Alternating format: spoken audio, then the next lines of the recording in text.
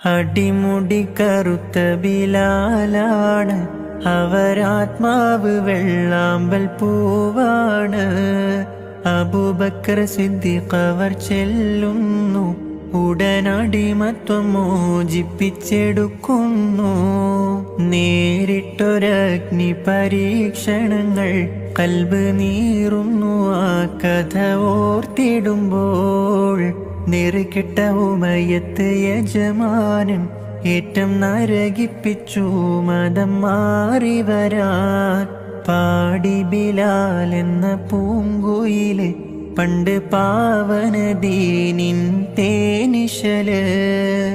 ഹാലിളകും കുഫിർ കൂട്ടത്തില് പുണ്യ കലിമത്തുറപ്പിച്ച പൂങ്കരള്.